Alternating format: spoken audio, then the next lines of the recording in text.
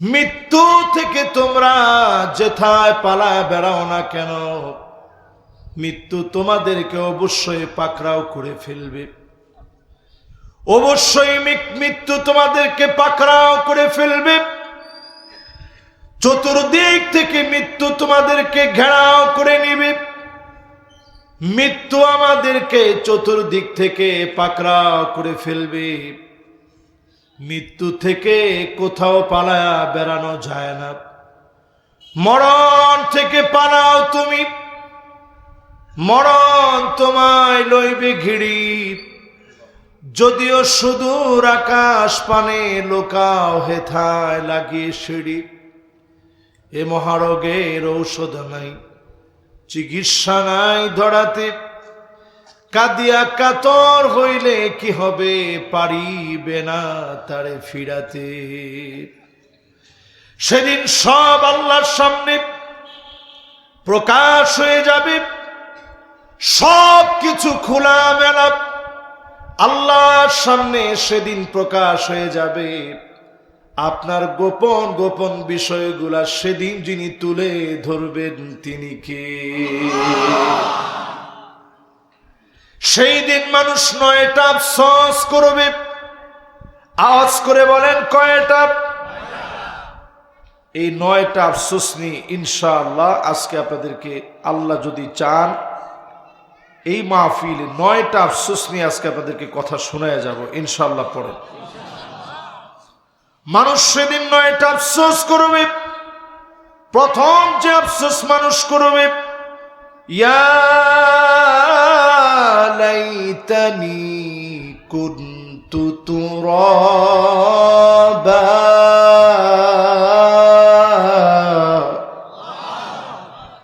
হায় আমার আফসোস, যদি আমি মাটি হয়ে যেতাম।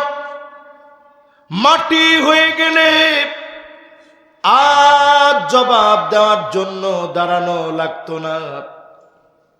যদি মাটি হয়ে যেতে পারতাম, দুনিয়ার জীবনে যদি একটু সহজ সরল চলতাম, অহংকার আর দাম্ভিকতা যদি পরিহার করতাম, নেতাগিরি যদি বাদ দিয়ে দিতাম, ক্ষমতার দাম্ভিকতা যদি প্রদর্শন না করতাম, নিজের মাটির ভিতরে মাটি মনে করে যদি চলতে পারতাম, আজকের দিনে যিনি সফল বানায় দিতেন তিনি কে? যতজন নেতাগিরি করেন জমিনের উপরে, তাকায় দেখবেন কবরের দিকে। বেশি ওয়াজ লাগবে না, এই কবর আপনাকে মনে করায় দিবে তোর মতো বহু নেতা এই কবরে এসে সাফ হয়ে গেছে। ঠিকঠাক কি একটু আসতে হয়ে গেল না? তার মানে নেতাগিরি কি বেশি করবেন না কম করবেন? আরে না মিয়া, কোনো নেতাগিরি নেই।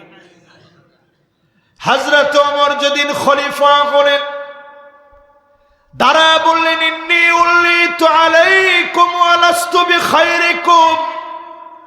আমি তোমাদের নেতা, অভিভাবক, নেতা নির্বাচিত হয়েছি। ওয়া লাস্তু বিখাইরিকুম, তোমাদের চাইতে সেরা হয়ে যাই নাই। আমি ওমর যদি কোনো ভুল করে ফেলি, আমারে তোমরা সোজা বানায় দিবা। আমি ওমর যদি ভালো কাজ করি, মেহেরবানি করে সহযোগিতা করবা। বলেন আল্লাহু আকবার। আর আমার নেতারা এখন বাংলাদেশে দেখবেন, কেউ বলে 10 টাকা সে চাল খাবে, কেউ বলে দেশে সিঙ্গাপুর বানাবে। ঠিক কিনা বলে? কিন্তু সত্যিকারের নেতা যারা, তারা জনগণকে বলবে, যদি ভালো করি আমাদের সঙ্গে থাকবেন, যদি মন্দ করি আমাদেরকে সোজা বানায় দিবেন। এরা হচ্ছে নেতা। ঠিক কিনা বলে? কিয়ামতের আগে আখিরি জামানায় সাইয়্যিদুল কওমি ফাসিকুহুম, অধিকাংশ নেতা হবে ফাসিক, বেনামাজি, যার ভিতরে ইসলাম নাই, এমন লোক হবে আপনাদের নেতা। এবার ঠিক কয়, এরকম লোক কি আমার নেতা হতে পারে? যদি এরকম লোকের নেতা মনে করেন, নেতা যে পথে গেছে আপনিও গেছেন, ছাতিটা নেতার উপরে আপনি ধরছেন, আপনারও সেদিন আল্লাহ ছেড়ে দিবে না। আফসোস হবে 9টা। কয়টা? প্রথম আফসোস কি? এই যে একটু খালি মুখস্থ করে নিয়ে যান, যদি মাটি হয়ে যেতে পারতাম। হযরত আলীর মতো সাহাবী রাদিয়াল্লাহু তাআলা আনহু ওয়ারদাহু কবরের মাটিগুলো ধরে ধরে বলতেন, মাকানুকা তাহতা তুরাব, আলী তোমার জায়গা হবে অন্ধকার এই মাটির নিচে। সেদিন মাটি তোমাকে চিনবে কিনা, সেদিন মাটি তোমাকে বুঝবে কিনা। এজন্য হযরত আলী মাটি ধরে ধরে কাঁদতেন। হযরত ওসমান রাদিয়াল্লাহু তাআলা আনহু কবরের পার দিয়ে যাওয়ার সময় 2টা চোখ ভিজে যেত, এত পরিমাণ তিনি কান্না করতেন। তার মানে হলো কবরটাকে যদি শান্তিময় বানাতে চান, দুনিয়ায় নিজেরে মাটি বানায় নেন, মাটির উপরে চলবেন, সবর করে চলবেন, দিন মেনে চলবেন। কবরের উপরে যদি নিজেরে মাটি বানাতে পারেন, কবরের মাটি যিনি শান্তিময় বানায় দিবেন তিনি কে? তাহলে 1 নাম্বার আফসোসের কথা আপনাদেরকে শোনাইলাম। এবার বলেন তো বাকি আফসোস আছে আর কয়টা? অনেক যুবকরা মনে করতেছে হুজুর আমাদের মরার তো অনেক দেরি, এখন এই আলোচনা আমাদেরকে শোনায় কি লাভ? এই তো কিছুদিন আগে চলে গেল একজন হাফেজে কোরআন। হাফেজ তো কি, আল্লাহু আকবার।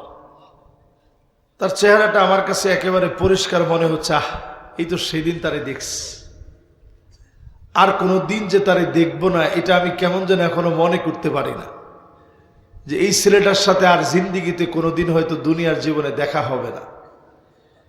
এই জন্য যদি আপনি মৃত্যুকে বুঝতে পারেন, মৃত্যুর কোনো বয়স নেই। মান আরাদাল ওয়াদা ফাল মাউতু ইয়াকফি, মৃত্যুকে যদি বুঝে নিতে পারেন, এখান থেকে ওঠার আগে আপনার জীবন যিনি পরিবর্তন করায় দিবেন তিনি কে? প্রথম আফসোসের কথা শেষ করে দ্বিতীয় আফসোসের ভিতরে ঢুকেন। 2 নাম্বার আফসোস মানুষ করবে, ইয়া লাইতানি কদ্দামতু লিহায়াতি, হায় আমার আফসোস, কিছু যদি দুনিয়ায় রেখে আসতে পারতাম।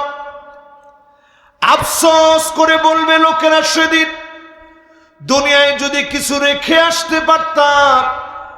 যারা মসজিদ করে গেছে, জায়গা দিয়ে গেছে, যারা মাদ্রাসা করে গেছে, জায়গা দিয়ে গেছে, জ্ঞান ভান্ডারে নিজের সমৃদ্ধ করে কিছু লিখে গেছে। ইদা মাতাল ইনসান ইনকাতা আনহু আমালু, সব বন্ধ হয়ে যাবে, সাদকায়ে জারিয়া গুলা পৌঁছানো হবে, নেক আমল গুলা পৌঁছানো হবে। ওয়ালাদুন সালিহ ইয়াদউ লাহু, নেককার সন্তান দোয়া করলে পৌঁছায় দিবে। আপনি যদি মানুষের মতো মানুষ বানায় সন্তান রেখে যান, যেই সন্তান কুররাতা আয়ুনি ওয়াজআলনা লিল মুত্তাকিনা ইমামা, যেই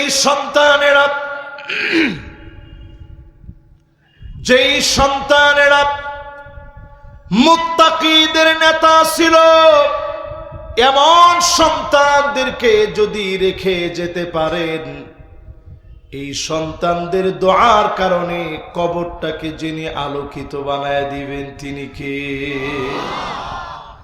2 নাম্বার আফসোস মানুষ করবে, হায় আমার আফসোস, কেন কিছু রেখে আসলাম না।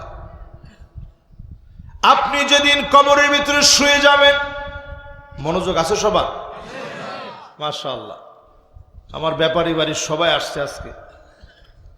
জাহাঙ্গীর ভাই না নাম কি জানি নাম আপনার? আলম ভাই, এরা খুব মহব্বতের লোক।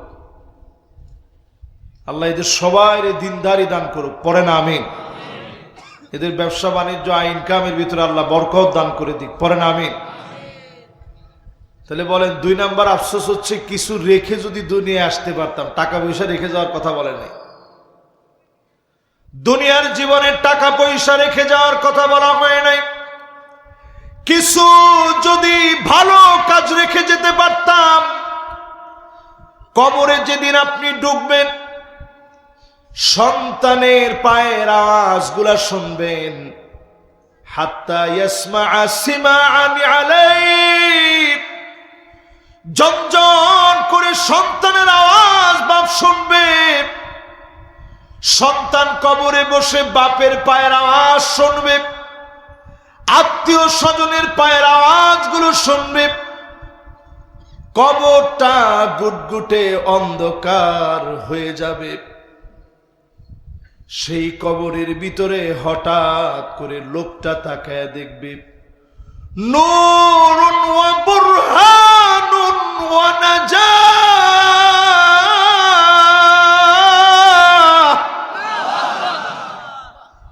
অন্ধকার কবরের ভিতরে হঠাৎ করে আলো জ্বলে উঠেছে। অন্ধকার কবরের ভিতরে নামাজ সাক্ষী হয়ে গেছে। অন্ধকার কবরের ভিতরে নামাজ আল্লাহর কাছে সুপারিশ করবে। নামাজ সুপারিশের কারণে অন্ধকার গুটগুটে অন্ধকার কবর আলোকিত বানাব, কবরটা বড় হয়ে যাবে। কবরের ভিতরে যদি মাপ পেয়ে যান, সব স্তরে স্তরে যিনি ক্ষমা করে দিবেন তিনি কে? আউয়ালু মানজিলিন মিন মানাজিলিল আখিরাহ, কবর হলো আখিরাতের প্রথম ধাপ। এই ধাপে যদি আপনি সোজা হয়ে যেতে পারেন, অন্য সব জায়গাগুলা যিনি সহজ করে দিবেন তিনি কে? বলেন 1 নাম্বার আফসোস কি? হায় যদি মাটি হয়ে যেতে পারতাম। 2 নাম্বার আফসোস কি? মাশাআল্লাহ 100 মনোযোগ আছে, সুন্দর একটা মনোযোগ আছে, বাংলায় মুখস্থ করে নিয়ে যান। 2 নাম্বার আফসোস হবে, যদি কিছু রেখে আসতে পারতাম। এই দুনিয়ার ভিতরে রাখার চিন্তা করেন, জমিনের ভিতরে কিছু মানুষ তৈরি করে যান, যারা আলেম হবে, দিনদার হবে, জমিনে দিন কায়েমের জন্য চেষ্টা করবে। এরা যখন দোয়া করবে, কবরের ভিতরে বসে আপনি পেয়ে যাবেন সেদিন যিনি সফল বানায় দিবেন তিনি কে? 2 নাম্বার আফসোস শেষ। আফসোস জানি কয়টা? 9টার ভিতরে 2 নাম্বার শেষ। বাকি আছে আর কয়টা? মাশাআল্লাহ একটা বিশাল গ্রুপ আসতেছে, আসেন নেতা সাহেব তাড়াতাড়ি। আরেকজনের লোক কথা কইতেছে, এই কোনাটা এসে বসেন, আপনার নেতৃত্বে আসেন, বরকত আল্লাহ বাড়াই দিবে। দেখি এই যে এখানে এসে বসেন। মাশাআল্লাহ উনি মনে করছে আমি সম্মান দিয়ে কইতেছি আপনারা বসেন ইনশাআল্লাহ। এই যে কোনাটায় বাম দিকে, এই তো মাশাআল্লাহ, লিল্লাহে তাকবীর। এবার আপনারা ওনাদেরকে শোনায় দেন আফসোস নাম্বার 1 কি? তাহলে দুনিয়ার ভিতরে কি হইতে হবে? মাটির মতো চলবে না, একেবারে ঠান্ডা মাথায়। 2 নাম্বার কি? আল্লাহু আকবার, যদি কিছু রেখে আসতে পারতাম। 3 নাম্বার, সেদিন মানুষ আফসোস করবে, ইয়া লাইতানি লাম উতা কিতাবিয়া। হায় আল্লাহ, বাম হাতে কেন আমলনামা দিলেন? বাম হাতে কেন আমলনামা পেলাম? সেদিন নিজে নিজের হাত চাবা চাবা কামড়া কামড়া ক্ষত বিক্ষত করে ফেলবে। বাম হাতে যাদের আমলনামা দেওয়া হবে তারা হবে সেদিন হতভাগা। আল্লাহ পাক ডান হাতে যারা আমলনামা দিবে, এক বাক্যে আপনি পার পেয়ে গেলেন। বাম হাতে যার আমলনামা হবে সেদিন ধরা পড়ে যাবে। এখন যারা বামপন্থী তাদের আমলনামা হবে সেদিন কোন হাতে? ডান দিকের লোকেরা ডানপন্থী তো আওয়াজটা একটু জোরে বলছে, বাম দিকের এরা বামপন্থী, এটা আমি কোশ্চিন কালেও বলবো না, কিন্তু সবাই মিলে একটু বলেন আমলনামা কোন হাতে? এখন যদি কেউ খালি বাম হাতে বলতেন তাইলেই হয়তো কাম। আমরা তো যাক একটু মাহফিলে আপনাদেরকে বুঝাইতেছি, বাম হাতে যেদিন আমলনামাটা আসবে আল্লাহ সেদিন বলবে ইকরা কিতাবাক, তুই তোর আমলনামা পড়ে শোনা। সেদিন মানুষ চাবা চাবা হাত ক্ষত বিক্ষত বানায় ফেলবে। হায় আমার আফসোস, বাম হাতে কেন আমলনামা আসলো? মানুষ সেদিন ধরা পড়ে যাবে, হাত ক্ষত বিক্ষত বানায় ফেলবে। বাম হাতে আমলনামা থাকার কারণে সেদিন ক্ষত বিক্ষত হয়ে যাবে হাত। আল্লাহ পাক সেদিন ঘাড় থেকে একটা গ্রীবলগ্ন বা ঘাড় থেকে মেমোরি কার্ড বের করবেন। ওয়ানুসিবা লাহু লিওয়াউন ইয়াউমাল কিয়ামাহ, আল্লাহ সেদিন ঘাড় থেকে গ্রীবলগ্ন থেকে মেমোরি কার্ড সেদিন আল্লাহ বের করবেন, সামনে দিয়ে বলবেন ইকরা কিতাবাক কাফা বিনাফসিকাল ইয়াউমা আলাইকা হাসিবা। আজকে একটু পর আর জবাব দে। বুখারীর বর্ণনায় আসছে নবীজি বলেন মান্নু কিসাহালাক, যাকে আল্লাহ বলবেন পর জবাব দে, এক কদম সামনে যেতে পারবে না।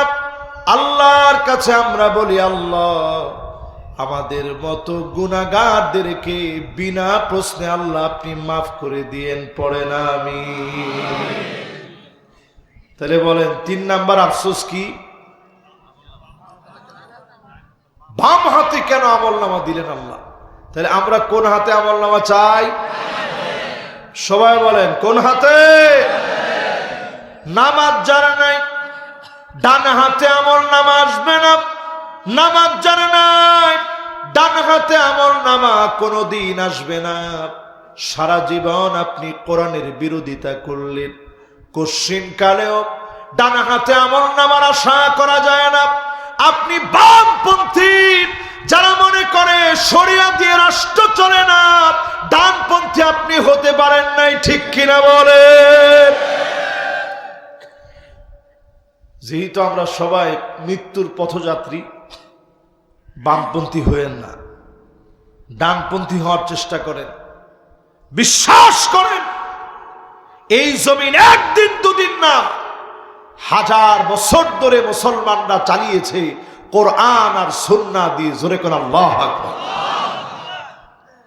আপনি যদি অটোমান সম্রাটদের 960 বছরের হিস্ট্রি ঘাইটা দেখেন, 781 বছর ধরে পুরা ইউরোপকে মুসলমানরা শাসন করেছে। 711 থেকে নিয়ে 1492, কত হয় বিয়োগ দেন তো দেখি একজনে। 711 থেকে নিয়ে 1492 বিয়োগ দেন, কত হয়? এই 781 বছর তারেক বিন জিয়াদ তিনি প্রবেশ করলেন।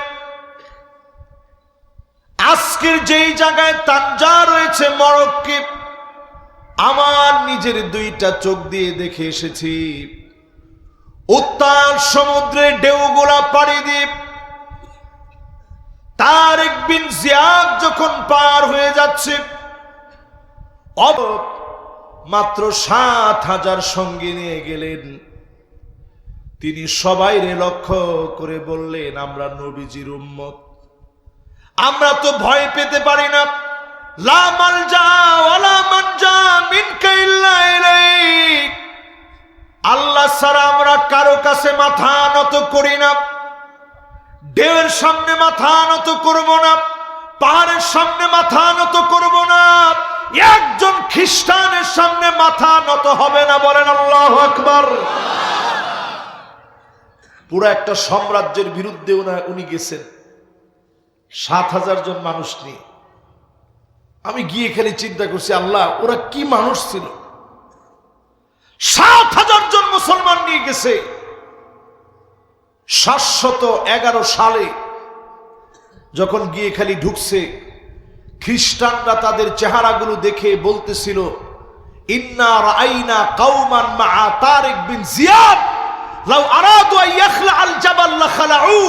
তারিক বিন জিয়াদ আর সঙ্গী সাথীরা তারা যদি পাহাড়কে বলতো, পাহাড় তুই এখান থেকে সরে যা, সমুদ্রের ঢেউ তুমি এখনই থেমে যাও, সমুদ্রের ঢেউগুলা থেমে যেত, পাহাড় তার জায়গা থেকে সরে যেত।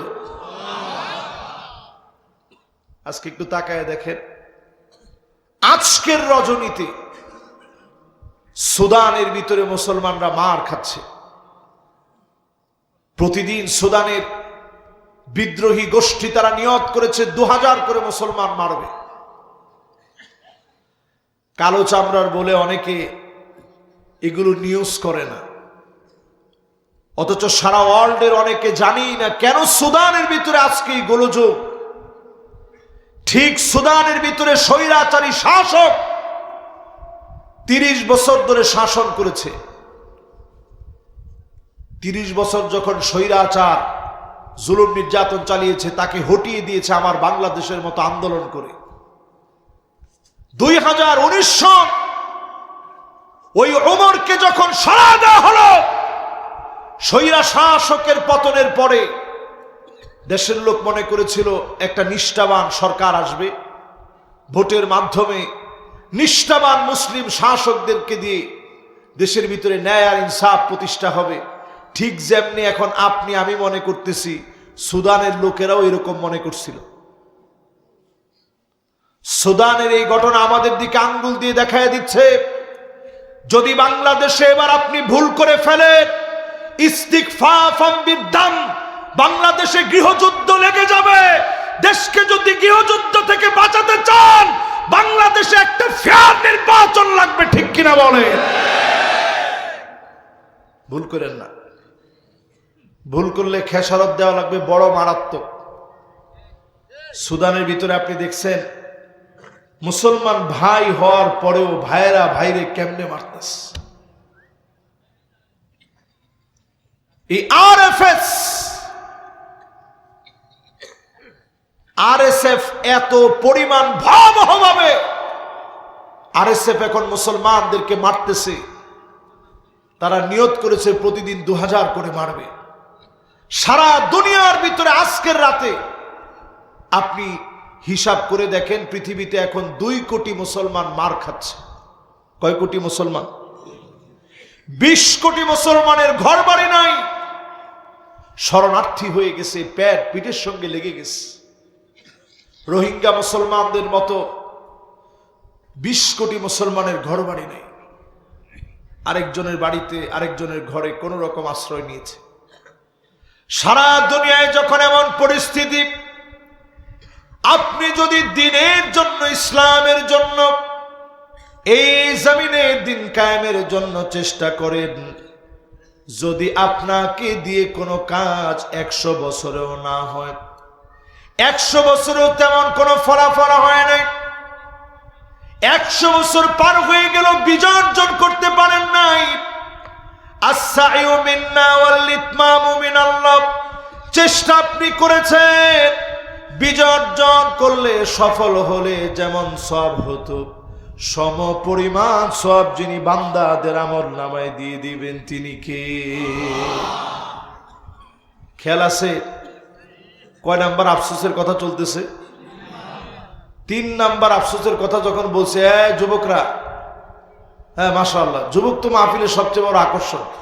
মাশাআল্লাহ, একজন জুতা খুঁজতেছিল আর খুঁজতেছে না। হ্যাঁ মাশাআল্লাহ, মনোযোগ আছে তো আপনাদের সবার? মনোযোগের ভিতরে যারা গোলযোগ সৃষ্টি করবে এরা কিন্তু গুনাহগার হবে।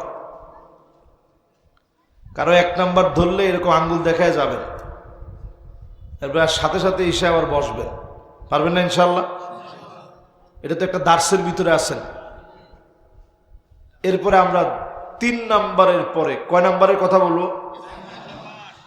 4 নম্বরে সেদিন মানুষ আফসোস করবে, ইয়া ওয়াইলাতা লাইতানি লাম আত্তাখিয ফুলানান খলিলা। হায় আমার আফসোস, দুনিয়ায় কেন ভালো মানুষগুলারে বন্ধু বানাই নাই। ঠিক নেই? এখনো দেখবেন দাওয়াত দিলে আমরা গোপনে আছি। কিসের গোপনে আছেন আপনি মিয়া? সব জায়গায় আপনি আগে। দিনের কথা বললে আপনি পিছনে আর গোপনে কেন?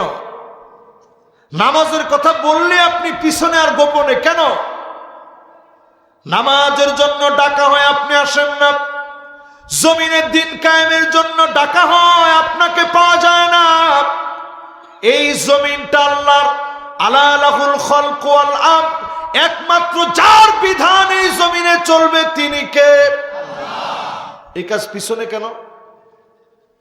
যে লোক একেবারে বেনামাজি তারে আপনি জিজ্ঞাসা করেন, ভাই নামাজটা কেমন লাগে? না হুজুর ভালো লাগে, পড়তে না পারলে কি হলো? ভালো লাগে। কিন্তু যদি জিজ্ঞাসা করে দিন প্রতিষ্ঠাও কেমন লাগে, অনেকে বলে না হুজুর এইগুলো হবার না। এই কি আমাদের কাজ নয়? এ তো মোল্লা মুন্সিদের কাজ।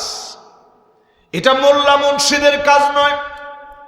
আপনি আপনার দল করেন, ওই জায়গায় থেকে দিন প্রতিষ্ঠার সংগ্রাম করেন, না হলে আল্লাহর সামনে জবাব দেওয়ার মতো ভাষা পাবেন না। ঠিক কিনা বলেন?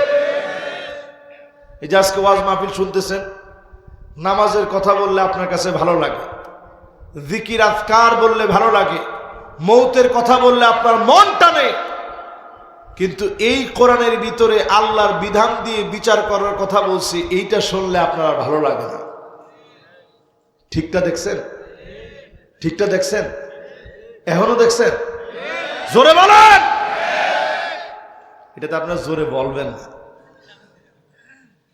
এই জোরে বলানোর জন্য আমরা এখানে বসে আপনাদেরকে বোঝাচ্ছি। এবার কোরআন থেকে দলিল নেন। বন্ধু যে ভালো মানুষরে বানাতে হবে, বন্ধু না হলে সমাজ সংস্কার হবে কেমনে? আল্লাহ একটা আয়াত দিয়ে বুঝায় দিলেন, কেন ভালো মানুষরে বন্ধু বানানি না? ভালো মানুষগুলোকে যদি বন্ধু বানায় নেন, আপনার দ্বারা এই জমিনে যিনি দিনকে কায়েম করায় দিবে তিনি কে? বেশি মানুষ লাগে না দিন কায়েমের জন্য। কোন জায়গায় বেশি মানুষ ছিল আপনি একটা দেখান। দিন প্রতিষ্ঠায় কখনো একেবারে সবাই চলে আসছে এমন হয় নাই, কিন্তু দিন বিজয়ী হয়েছে। ইয়ার মুখের প্রান্তে মুসলমান ছিল ৩৬,০০০। আওয়াজ করে বলেন কত হাজার? অপর দিকে রোমক সম্রাটের সৈন্য ছিল ২,৪০,০০০। তাহলে তারা বেশি না আমরা বেশি? তারা কত বেশি? ২,৪০,০০০, আমরা ৩৬,০০০। কত বেশি? একেবারে হিসাবে আপনারা পাকা আছেন পুরো। তাহলে এবার একটু হিসাব করে দেখেন, তারা ছিল ২,৪০,০০০, আমরা ছিলাম ৩৬,০০০। অনেকে কয় হুজুর ওয়াজের ভিতরে এত কিছু বলতে হবে কেন? দেখেন এত কিছু বলে না, কিন্তু খালেদ বিন ওয়ালিদ খালি একটা চিঠি লিখছে। কি লিখছে আমি আপনাদেরকে লেখা দেখাই, আমার দিকে তাকায় থাকেন, দেখতে পারবেন কিনা শেষ পর্যন্ত। বেশি কিছু না, খালি 2টা শব্দ লিখছে, রসুলের পক্ষ থেকে লেখা নিয়ে গেছে। এই যে এরকম 2টা শব্দ, আসলিম তাসলাম, বলেন দেখছেন? দেখছেন? চোখ কি এত নষ্ট হয়ে গেছে? পিছনে যে আছেন দেখতে পাচ্ছেন না? আচ্ছা ঠিক আছে, ইনশাল্লাহ সামনে ওয়াজে, ইনশাল্লাহ সামনের ওয়াজে ইনশাল্লাহ একটা নিয়ে আসবে ইনশাল্লাহ। সামনে আসলে ওয়াজ কিন্তু ডিজিটাল হবে ইনশাল্লাহ, ব্ল্যাকবোর্ড থাকবে না, এগুলো দরকার তো। ওয়াজ তো শুধুমাত্র সুর দিয়ে খালি টাইনে গেলাম এর নাম ওয়াজ না, এটা শেখানোর জিনিস। আপনি কি মনে করেন এখানে আমরা যারা যারা বসছি আমরা সাধারণ লোক হইতে পারি, আল্লাহর কাছে দাম কেমন? একটা নতুন জিনিস যদি এখান থেকে শিখে আপনি উঠতে পারেন, খায়রুন লাকা মিন আন তুসাল্লিয়া আলফু রাকাআহ, 1000 রাকাত নামাজ পড়লে যেমন সওয়াব হবে, এর চেয়ে বেশি সওয়াব বান্দার আমলনামে আল্লাহ দিয়ে দিবে। এটা শিখার জায়গা না? তাহলে এবার একটু আমার সাথে সাথে বলেন, চিঠির মধ্যে কি লেখা? তাসলাম, আসলিম তাসলাম, এ হয়ে গেছে। এই ছোট্ট 2টা শব্দ লিখে পাঠালেন। আমরা রাসূলুল্লাহ সাহাবী এসছি তোমাদের কাছে জিহাদ করার জন্য না, যুদ্ধ করার জন্য না, মারামারি করার জন্য না, শান্তির দাওয়াত তোমাদেরকে দেওয়ার জন্য আসছি। লম্বা পথ পরিক্রমা পাড়ি দিয়ে গেলেন, ৩৬,০০০ সাহাবী মিলে গেলেন। খালিদ বিন ওয়ালিদের নেতৃত্বে আওয়াজ করে বলেন, সাহাবীর নাম কি? মনে হচ্ছে না উনি আমাদের যুগের মানুষ, এরকম পরিচিত যে সবাই ওনার নাম জানি। খালিদ বিন ওয়ালিদকে চিনে না কে? হাত তোলেন। মাশাআল্লাহ, কে বলছে দেখি? একজন বলছে হুজুর নাম শুনেছি কিন্তু দেখিনি। আল্লাহু আকবার। মাঝে মাঝে দেখতে মনে চায় যে এরা কিরকম মানুষ ছিল। আমরাও তো মানুষ, আমরা কি মানুষ আর তারা কি মানুষ ছিল। বিছানায় যখন তিনি শুয়ে আছেন, তরবারির আঘাত গুলা দেখতেছিলেন, 2টা চোখ দিয়ে মুমূর্ষ অবস্থায় গড়ায় গড়ায় পানি পড়তেছে। স্ত্রীরে ডেকে বলতেছিলেন, প্রাণের স্ত্রীরে, আল্লাহ মনে হয় আমারে পছন্দ করে নাই, এতগুলা যুদ্ধে গেলাম, তরবারির আঘাতে আঘাতে শরীরটা ভরা, তারপরেও কেন শহীদ হলাম না?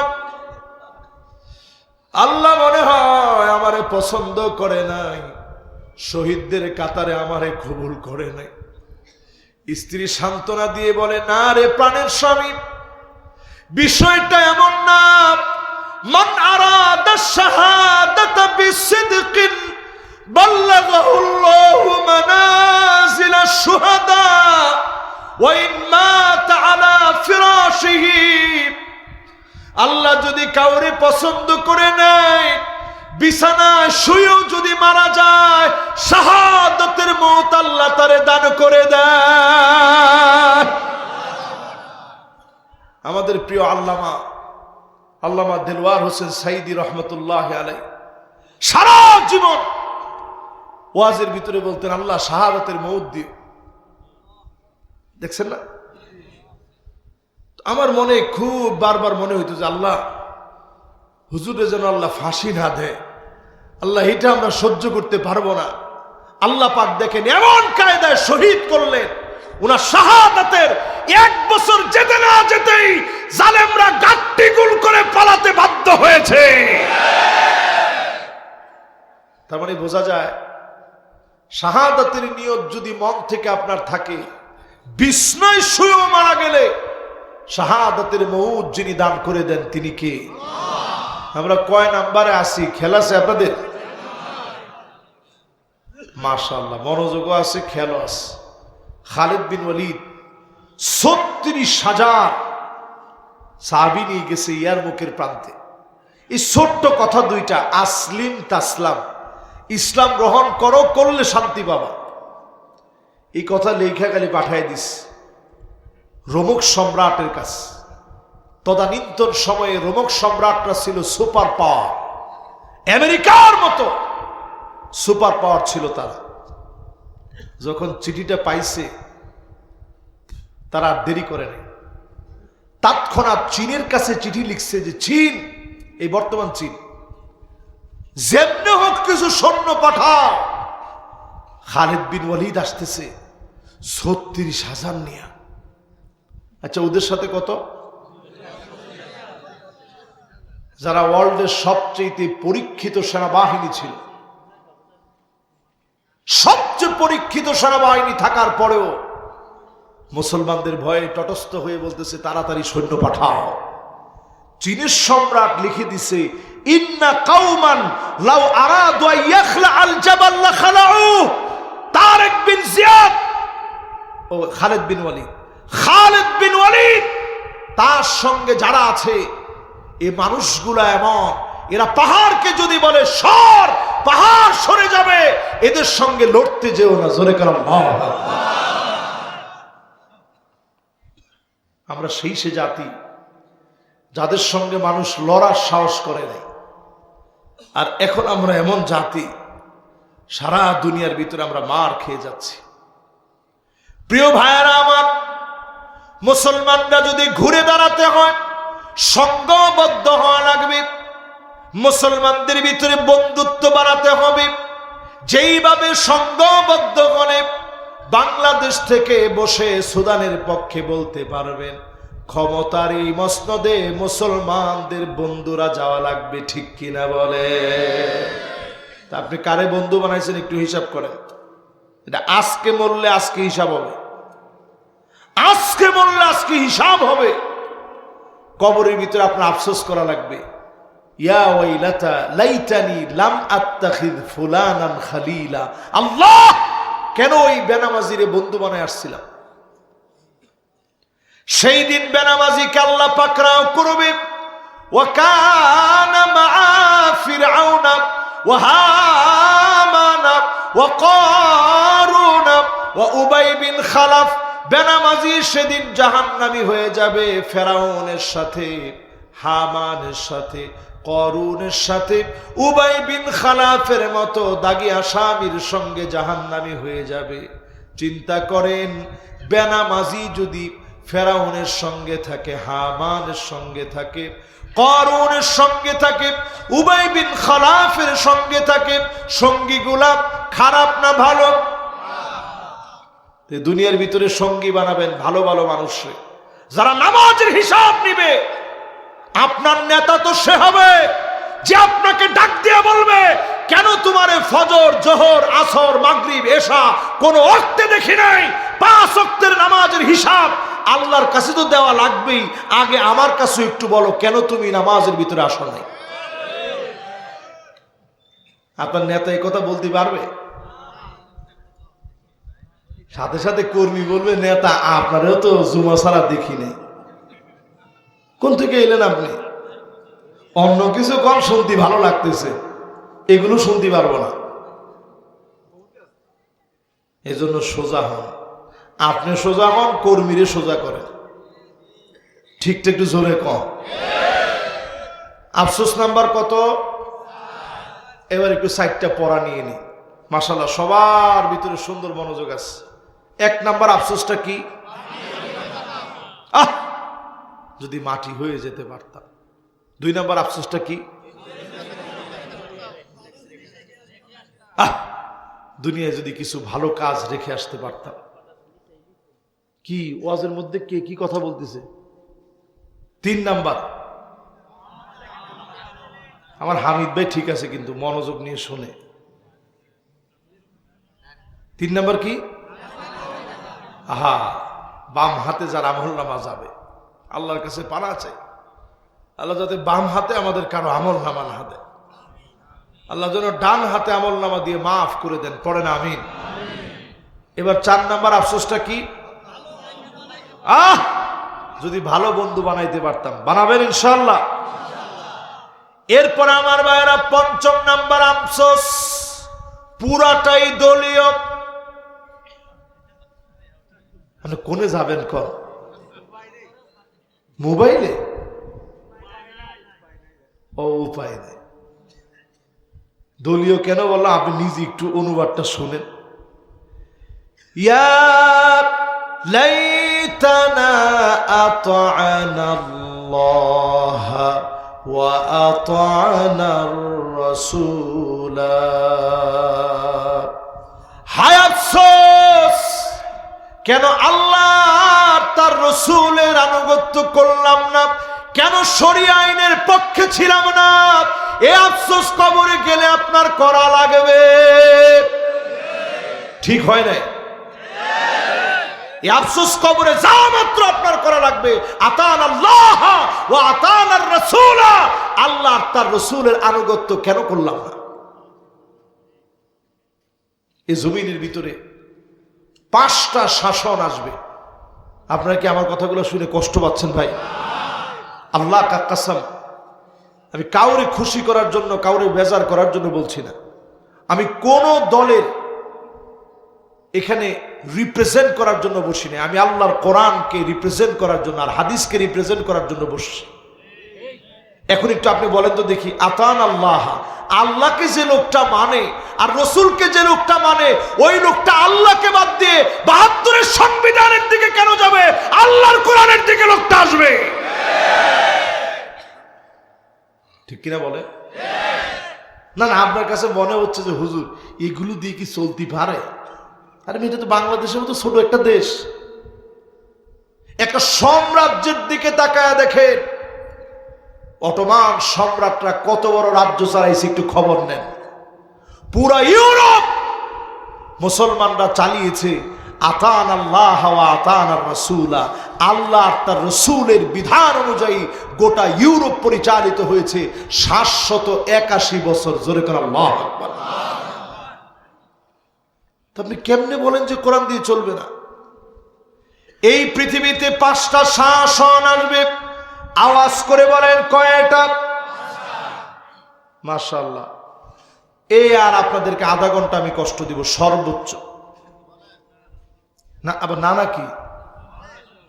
মাশাআল্লাহ, 1 ঘন্টা হয়ে গেছে আর আধা ঘন্টা। 1 ঘন্টা কোন দিক দিয়ে গেছে আমি নিজেও জানি না।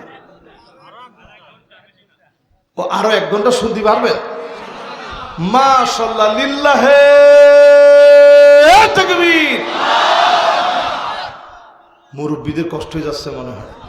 না না, মনে হয় কষ্ট হয় নাই তো কারো? হ্যাঁ মাশাআল্লাহ, এই দেখছেন মাশাআল্লাহ, এই ঠিক আছে। আল্লাহ ওনার ইলমে আমলে সব কিছুতে বরকত দান করে দিক, পরে না আমি। মাশাআল্লাহ, দেখছেন কি মনোযোগ। আরে সর্বনাশ, আল্লাহু আকবার। এটা কোন মাহফিল আপনারা অনেক কিন্তু টের পান না এখনো। আপনারা এখনো টের পান নাই। এই যে যার নাম এখানে লেখা আছে, আল্লাহু আকবার। বিষয়টা কোথাও মনে হয় আমি ক্যামেরার সামনে বলি নাই। রুহুল আমিন রহমতুল্লাহ আলাইহি, উনি কিরকম ছিলেন এটা আপনারা কদ্দুর জানেন, আমি জানি না। এই উপমহাদেশের শ্রেষ্ঠ আলেমদের একজন ছিলেন তিনি, রুহুল আমিন রহমতুল্লাহ আলাইহি। আল্লামা রুহুল আমিন রহমতুল্লাহ আলাইহি ফুরফুরাবি রহমতুল্লাহ আলাইহি এত বড় মাপের ব্যক্তি ছিলেন। আমি ইন্ডিয়া গেছিলাম আরো বছর 7 আগে মনে হয়।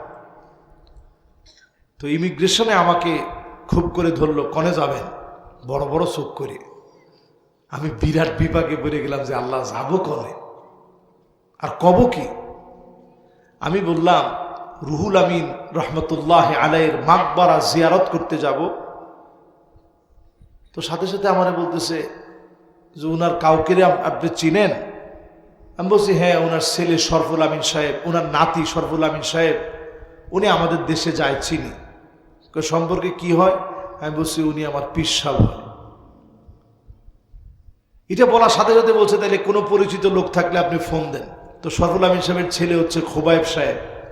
আমি ফোন দিলাম, সাথে সাথে আর কোনো কথা নাই, আমার যাওয়ার অনুমতি দিল। শুধু বাংলাদেশ না, এই পুরো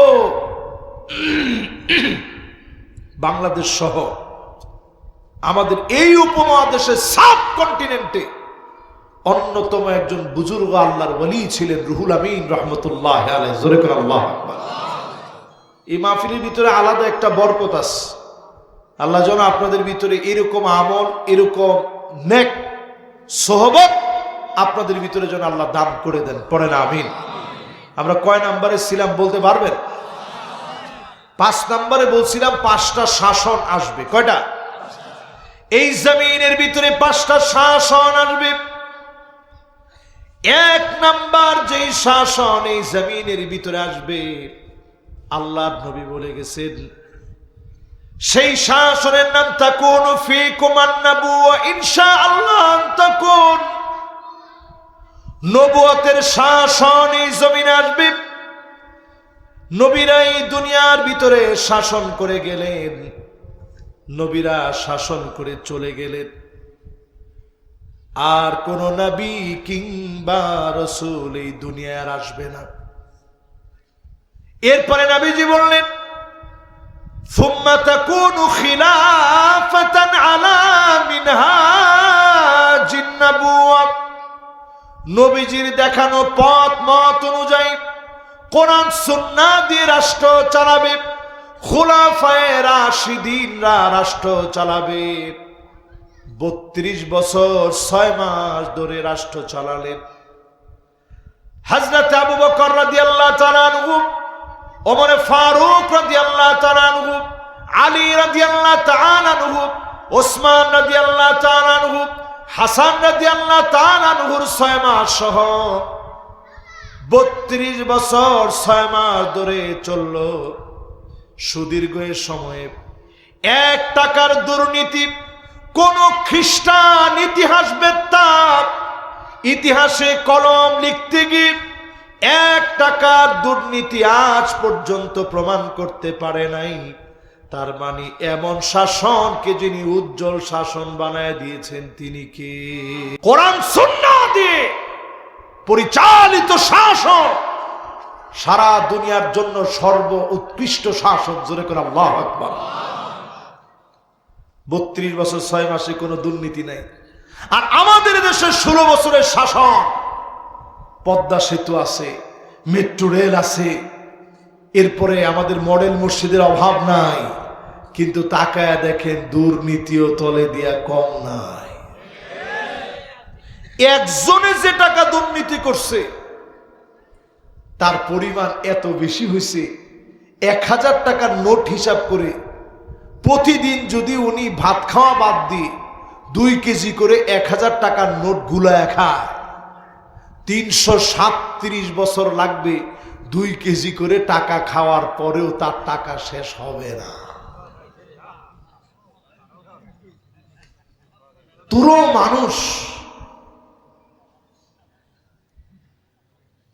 এরপরে 3 নাম্বার শাসন এই পৃথিবীতে আসছে।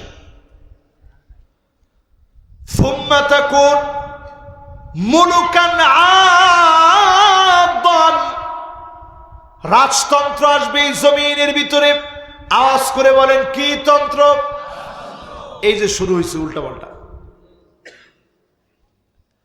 রাজতন্ত্রের পরে নবীজি বলে গেলেন এরপর আরো একটা শাসন আসবে। সুম্মা তাকুনু মুলকান জাবরিয়া, স্বৈরা শাসক আসবে, নির্দোষ মানুষকে দোষী বানাবে, আলেমদেরকে দিয়ে জাল ভরে ফেলবে। সুম্মা ইয়ারফাউ আল্লাহ, আল্লাহ তাদেরকে টেনে হিচড়ে নামায় দিবে, এরপরে আর তারা আসতে পারে না। আল্লাহ টাইনা উঠেছে, এই জন্য টাইনা উঠানোর পরেই তারা দেখেন কিছুদিন আনসার রূপে, কিছুদিন রিক্সা চালক রূপে, নানা নামে বেনামে ইসকন দিয়ে ষড়যন্ত্র করে এখনো পর্যন্ত ষড়যন্ত্র চালায়া যাচ্ছে। আমি বলবো ষড়যন্ত্র বন্ধ করেন, আপনাদের আসার রাস্তা বন্ধ হয়ে গেছে। নবীজি বলছেন সুম্মা ইয়ারফাউ আল্লাহ, রফা ইয়ারফাউ মানে উপরের দিকে উঠায় নেওয়া। চিন্তা করছেন? এই জন্য আল্লাহর একটা নাম রাফিউদ দারাজাত, যিনি মানুষের দাম উপরের দিকে উঠান। আল্লাহ যদি টাইনা উপরে নিয়ে যান, ওটা শিকড় থাকে না। আরে কথা কয় না? উপরে উঠাটা 2 রকম, একটা সম্মানের, আরেকটা উঠায় আসার দেওয়া। তাহলে গেছে কয় নাম্বার? আর না, 5 নাম্বারটা বলতে গিয়ে 5টা শাসন বুঝাতে গিয়ে 4 নাম্বার শাসনে আমরা আছি। এবার 5ম নাম্বার শাসনটা দেখার বাকি। আল্লাহর হাবিব বলেন সুম্মা তাকুনু খিলাফাতান আলা মিনহাজিন নবুওয়া, আবার এই জমিনের ভিতরে কোরআন সুন্নাহ দেখানো পথ অনুযায়ী রাষ্ট্র ব্যবস্থা কোরআন সুন্নাহ কায়েম হয়ে যাবে। আবার যিনি সোনালী দিন দান করে দিবেন তিনি কে?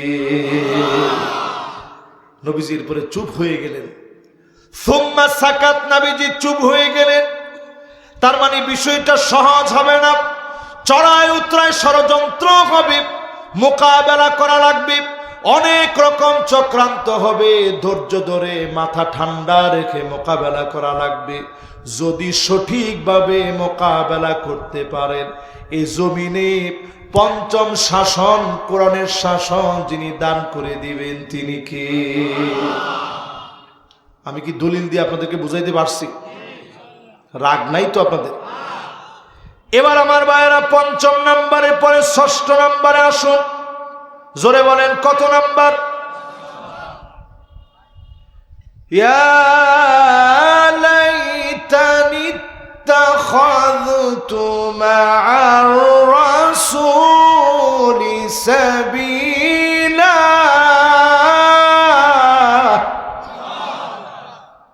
ষষ্ঠ নাম্বার আফসোস সেদিন মানুষের হবে, হায় আমার আফসোস, কেন আল্লাহর নবীর পথে চললাম না? নবী যে পথ দেখায় গেছে ওই পথে কেন গেলাম না? নবীর পথ মানে হচ্ছে কোরআন সুন্নাহর দেখানো পথ, ঠিক কিনা বলেন? তাহলে এটাও কি? এটা 6 নাম্বার আফসোস। কয় নাম্বার? একটু জোরে কর, জোর হলো না। 6 নাম্বারের পরে আমার ভাইয়েরা 7 নাম্বারে চলেন। 7 নম্বরে, ইয়া লাইতানি কুনতু মা'আহুম ফাআফুযা ফাওজান আযীমা। সেদিন মানুষ আফসোস করে বলবে, আহারে ওই যে জুলুম করলাম যে মানুষগুলোর উপরে, দুর্বল ছিল যারা, এই মানুষগুলোর সঙ্গে যদি চলতাম আজকে আল্লাহ বিজয়ী বানায় দিত। এই মাহফিলে বলি, যদি আজকে আপনি দুর্বলদের হাতগুলোকে সবল করেন, ইসলামের পক্ষে কাজ করেন, মাজলুমদের পক্ষে যদি আপনি দাঁড়ান, নিজে যদি জালেম না হন, চাঁদাবাজ না হন, লুটেরা না হন, বালুখোর না হন, আপনি যদি সন্ত্রাসী না হন, আপনি যদি মাজলুমদের সঙ্গী হয়ে যান, আফসোস থেকে যিনি বাঁচায় দিবেন তিনি কে? পরিষ্কার কোরআনের কথা। যদি আজকে বিজয়ীদের সঙ্গে থাকতে পারতাম, বিজয়ী কখন কেমনে বুঝবেন? বিজয়ী বোঝার জন্য বেশি দূরে যাওয়া লাগবে না। আমার মনে হয় মনোযোগটা একটু এলোমেলো হয়ে গেছে। না না, বেশ এলোমেলো হয়ে গেছে। আমি বেশি লম্বা ওয়াজ এমনও করি না, 1 ঘন্টা সামথিং কথা বলি। 1 ঘন্টার উপরে হয়ে গেছে তো, 1 ঘন্টা 1 ঘন্টা 16 মিনিট হয়ে গেছে। এই জন্য অনেকের মনোযোগের ভিতরে একটু ভাটা পড়ছে। না না না, এটা বেশিক্ষণ আর চালাবো না ইনশাআল্লাহ। এই আর 15 মিনিট আপনাদেরকে কষ্ট দেবে, মোনাজাতের দিকে যাব ইনশাআল্লাহ। আপনারা নজর দেন আমার দিকে। বলতেছিলাম কয় নাম্বার আফসোস? এটা 7 নাম্বার আফসোস মানুষ করবে, কেন ভালো মানুষের সঙ্গ নেই নাই। আপনি মসজিদে আসবেন, ফজরের নামাজের সময় ঢুকবেন, কিছু কিছু চেহারা দেখবেন একেবারে কালো হওয়ার পরেও মনে হচ্ছে যেন নূর বের হচ্ছে, ঠিক কিনা বলে? চেহারাটা দেখলে মনে হয় নুরানি চেহারা, সৌন্দর্য বের হয়ে যাচ্ছে, নুরানি আভা বের হচ্ছে চেহারা থেকে। এই মানুষগুলোকে সঙ্গী বানায় নেবেন, নামাজিদের কাছে দোয়া নেবেন, নামাজিদের সঙ্গে চলবেন, নামাজিদেরকে বন্ধু বানাবেন, যারা ভালো কথা বলে তাদের বন্ধু বানাবেন, বিরোধিতার জন্য বিরোধিতা না। আপনি একটু ওই মানুষগুলোর সঙ্গে মিশেন যারা নামাজের প্রথম কাতারে থাকে, সে যে দল করুক, আপনি দেখবেন লোকটার ভিতরটা অন্যরকম। আপনি লোকটারে বোঝান, ফাইন তুখালিতুহুম ফাইখওয়ানুকুম। কোরআন বলতেছে এই মানুষগুলোর উপরে যদি আপনি মেহনত করেন, এ মানুষগুলাকে যিনি আপনার ভাই বানায় দিবেন তিনি কি? তাহলে বলেন এই কাজগুলো আমাদের করা দরকার কিনা বলেন। এবার দেখেন আজকের এই পৃথিবীর অবস্থা কি মুসলমান। 5-7টা মিনিট একেবারে মনোযোগ নিয়ে শুনেন। এই দুনিয়ার অবস্থা শেষ জামানায় এমন হবে, নবীজি বলছেন লুকা ইবনে লুকা, যেই লোকটার নাম নিলাম, নবীজি বলছে কাবার গিলাফ ধরেও যদি সে মাপ চায় তার মাফ হবে না। এই রকম লোকেরা তোমাদের নেতা হয়ে যাবে। এখন তাকায় দেখবেন প্রকাশ্যে ধর্ষণকারী লুটেরা ব্যক্তি অনেক সময় নেতা হয়ে যায়, ঠিক নেই? এর বন্ধু বানালে তো আপনি ধরা পড়বেন। আপনি বিপদগামীকে বন্ধু বানাইলেন। আপনি দেখবেন এমন সময় হাত্তা তুত্তাখাযাল মাসাজিদু তুরুকা, মসজিদের ভিতরে যায় না, রাস্তা দিয়ে হেঁটে হেঁটে চলে যায়। এমন মানুষগুলো আপনার যেন বন্ধু না হয়। যে লোকটা আগে বাগে মসজিদে গিয়েছে ওই লোকটাকে আপনি বন্ধু বানাবেন, ঠিক কিনা বলে?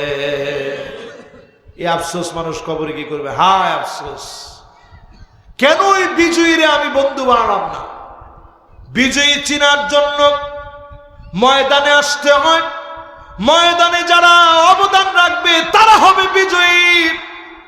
যদিও বিজয় না হয়, এই চেষ্টা করার কারণে যিনি বিজয়ী হিসাবে কবুল করবেন তিনি কে? 7 নম্বরের পরে এবার 8 নম্বরে চলেন।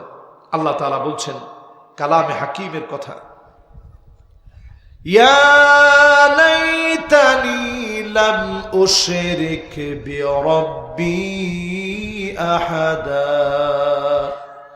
হায় আমার আফসোস, কেন আমি মুশরিকদেরকে সঙ্গী বানালাম, কেন আল্লাহর সঙ্গে শিরিক করলাম? এখন বলেন তো সমাজের ভিতরে শিরিক আমাদের কম না বেশি? এই বাংলাদেশে এখনো অনেক মানুষ মনে করে ক্ষমতার মালিক জনগণ, ক্ষমতার মালিক জনগণ হতে পারে না। যারা বুট বিক্ষোভ, ভোটের জন্য যারা একেবারে বিক্ষোভ, তারা মনে করে ক্ষমতার মালিক জনগণ। 3-4 বার যদি একটু পেটটা খারাপ হয়, আমি আর ডাইরেক্ট বললাম না, আপনি তাড়াতাড়ি খুঁজেন যে ফ্লাজিল কোথায়। 3-4 বার পেট মোচড় দিয়ে উঠলে, আরে 3-4 বার দূরে থাক, এখন যদি একবার পেটটা মোচড় দিয়ে উঠে, আমি চিন্তা করবো কত তাড়াতাড়ি ওয়াজ রেখে। এই হচ্ছে আমি ক্ষমতার মালিক।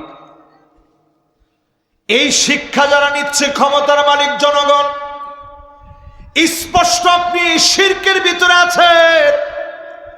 জুলাই সনদ, জুলাই সনদ করে আমরা স্লোগান দিলাম। আহারে মুসলমান, কবে বুঝবেন এই পুরো জুলাই সনদের ভিতরে একটা লাইনের ভিতরে আল্লাহর কোনো নাম নাই, ইসলামের কোনো গন্ধ নাই।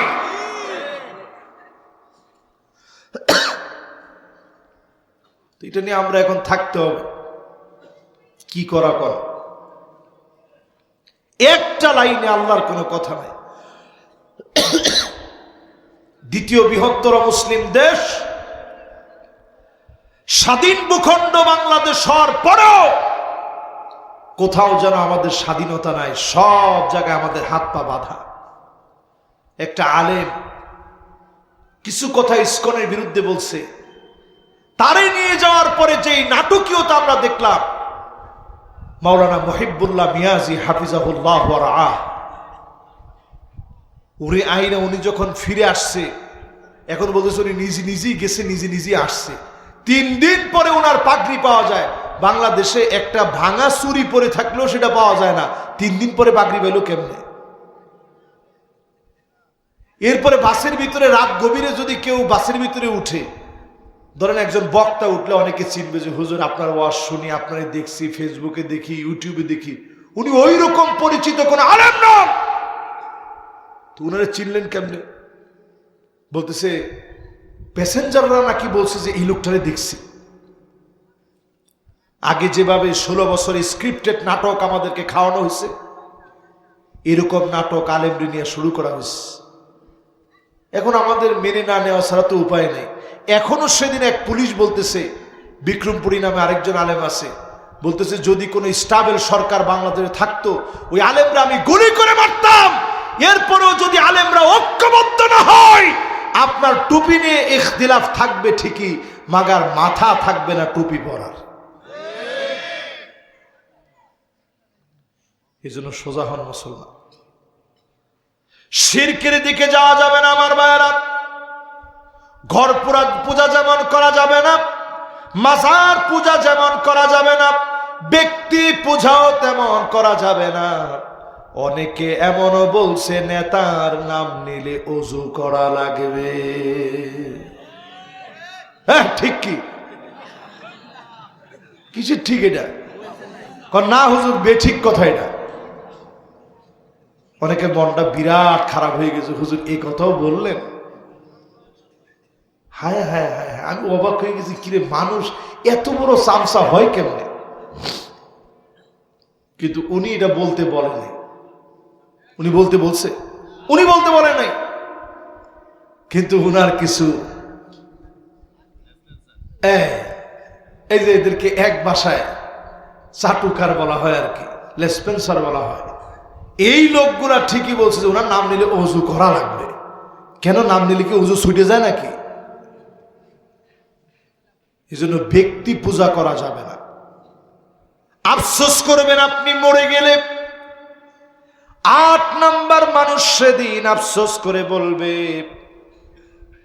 8 নাম্বার না তো, 8 নাম্বার তো বলে ফেললাম নাকি, এবার 9 নাম্বার। হ্যাঁ, 9 নাম্বার মানুষ সেদিন আফসোস করবে, আল্লাহর কাছে সেদিন কেঁদে কেঁদে বলবে, ফাকালু ইয়া লাইতানা নুরাদ্দু ওয়ালা নুকাযযিবু ওয়ালা নুকাযযিবা বিআয়াতি রাব্বিনা ওয়া নাকুনা মিনাল মুমিনিন।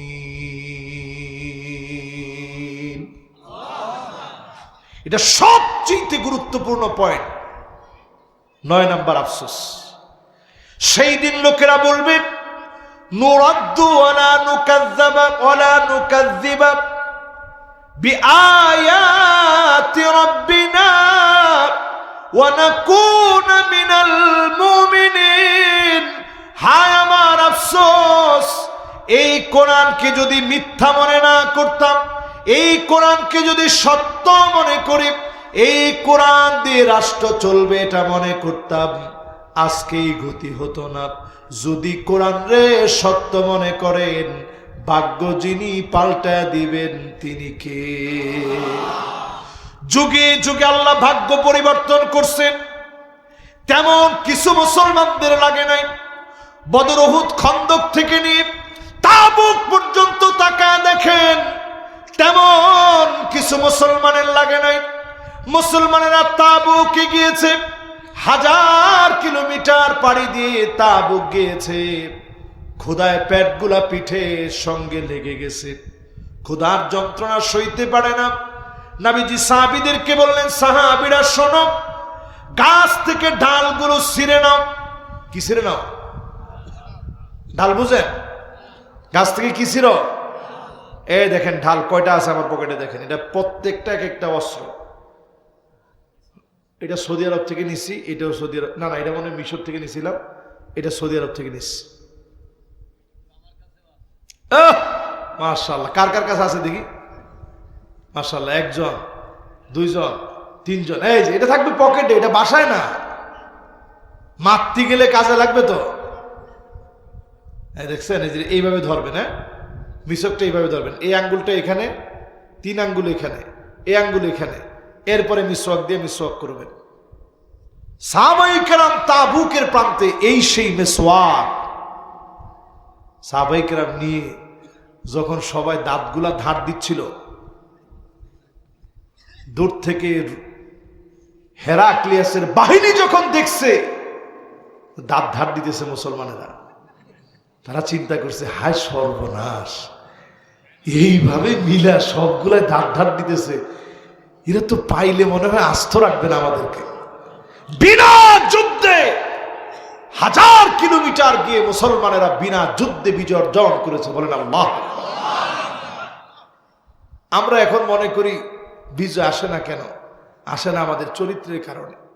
আজকে আমাদের চরিত্র নাই। এই যে সুদানে মারপিট হচ্ছে, পিছনে ইন্ধন দিচ্ছে সৌদি আরব। আপনি কার বিরুদ্ধে বলবেন? এই যে আমার ফিলিস্তিনে এতগুলা মানুষ মরল, তাকায় দেখা গেছে এর মধ্যে মুসলিম দেশ অসংখ্য দেশ, আমি নাম নিলাম না, লজ্জা লাগে, অসংখ্য দেশ জড়িত। তারা মরে যাক, তাদের কোনো আফসোস নাই। চেঙ্গিস খানের মতো লোক, 4 কোটি মানুষ যার হাতে মারা গেছে, 4 কোটি মানুষ খ্রিস্টান ছিলেন। শেষমেশ যখন সে মুসলমানদের এই যে ভূখণ্ডটা আমাদের পার্শ্ববর্তী ভূখণ্ড, ইরান, আফগানিস্তান, তুর্কিমিনিস্তান, কিরগিজস্তান, উজবেকিস্তানের দিকে যখন হাতটা বাড়াইছে, ওইখানে 25 বছরের একজন তাগড়া যুবক ছিল, তার নাম ছিল সুলতান জালালউদ্দিন খাওয়ারিজমি শাহ। বয়স ছিল 25 বছর। জোরে করে আল্লাহু আকবার। এই 25 বছরের যুবক দাঁড়ায় গেছে, বলছে চেঙ্গিস খান যত শক্তিশালী হোক, তার চাইতে আমার মালিক 1000 গুণ, কোটি কোটি গুণ, বিলিয়ন বিলিয়ন গুণ, মিলিয়ন মিলিয়ন গুণ বড়, এর চাইতে অনেক অনেক অনেক শক্তিশালী। জোরে করে আল্লাহু আকবার। কিসের ভয় আমাদের? উনি লড়াইয়ের জন্য প্রস্তুত হয়ে গেলেন, লড়াই করবে। চেঙ্গিস খান লক্ষ লক্ষ বাহিনী নিয়ে ঢুকছে, এমন মারা মারছে Sultan Jalaluddin Khwarazmi Shah. Genghis Khan তার নাম মৃত্যুর আগ দিন পর্যন্ত ভুলে নাই। জোরে করে আল্লাহু আকবার। মুসলমানরা যখন তাদের দেশটা রক্ষা করে ফেলছে, চেঙ্গিস খান গিয়া আস্তে করে নিজ দিক দিয়া টাকা পাঠায়া মুসলমানদেরকে বিভক্ত করে ফেলছে। যেতে যেতে যেতে যেতে ভাঙতে ভাঙতে ভাঙতে ভাঙতে সুলতান জালালউদ্দিন খাওয়ারিজমি শাহর সঙ্গে তেমন কোনো লোক নাই, 1000 খানিক সৈন্য আছে, আর সব বিভক্ত হয়ে গেছে। 25 বছরের যুবক মনের মধ্যে বড় ব্যথা পাইছে। এই তথ্য যখন চেঙ্গিস খান জানছে, 1000-এর বিপরীতে লক্ষ লক্ষ বাহিনী নিয়ে আসছে, মুসলমানদেরকে অ্যাটাক করবে। ঠিকই অ্যাটাক করছে। যখন মুসলমানদেরকে অ্যাটাক করা হয়েছে, সুলতান জালালউদ্দিন খাওয়ারিজমি শাহ অপ্রস্তুত অবস্থায়। এরপরেও তিনি আল্লাহকে ডাক দিয়ে বলেছেন, লা মালজা ওয়ালা মানজা মিনকা ইল্লা ইলাইক। মালিক, তুমি ছাড়া তো আমাদের যাওয়ার কোনো জায়গা নাই। এক দৌড় দিয়ে সৈন্য বাহিনীর ভিতরে ঢুকে প্রাণপণে লড়াই করতেছে আর খুঁজতেছে চেঙ্গিস খান রে কোন জায়গায় পাবো। যেতে যেতে চেঙ্গিস খানের সামনে চলে গেছে, গিয়ে যখন তরবারি চালিয়েছে, চেঙ্গিস খানের তরবারি জীবনে কোনোদিন মাটিতে ফেলতে পারে নাই। সুলতান জালালউদ্দিন খাওয়ারিজমি শাহ 25 বছরের যুবক, অধম্য সাহস নিয়ে তরবারি যখন চালিয়েছে, থরথর করে কেঁপে চেঙ্গিস খানের তরবারি পড়ে গেছে। চতুর্দিক থেকে 1000 সৈন্য ঘেরাও করে ফেলছে। সুলতান জালালউদ্দিন খাওয়ারিজমি শাহ বুঝে ফেলছে, আজকে আর বাঁচার কোনো উপায় নাই। আল্লাহু আকবার বলে একটা লাফ মেরে ঘোড়ার উপরে বসে পড়ছে। সামনে হচ্ছে ইন্দুস নদী, ওই নদীর ভিতরে ঘোড়া সহ লাফ দিয়েছে। এক লাফে নদীর মাঝখানে গিয়ে পড়েছে, বিশাল পাহাড় থেকে মাঝখানে গিয়ে পড়েছে। মাঝখানে পড়ে এবার তিনি চেঙ্গিস খানের দিকে তাকায় একটা অট্টহাসি দিয়েছে। জীবনে কোনোদিন এত জোরে তিনি হাসে নাই।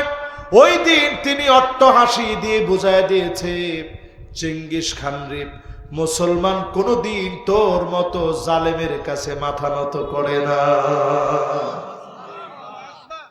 আপনারা দেখেন, আল্লামা দেলোয়ার হোসেন সাইদি রহমতুল্লাহ আলাইহি 13 বছর জেল খাটার পরে যেদিন শেষ তিনি গাড়ি থেকে নামলেন, মুচকি হাসি দিয়ে সবারে জিজ্ঞাসা করলেন, আপনারা কেমন আছেন?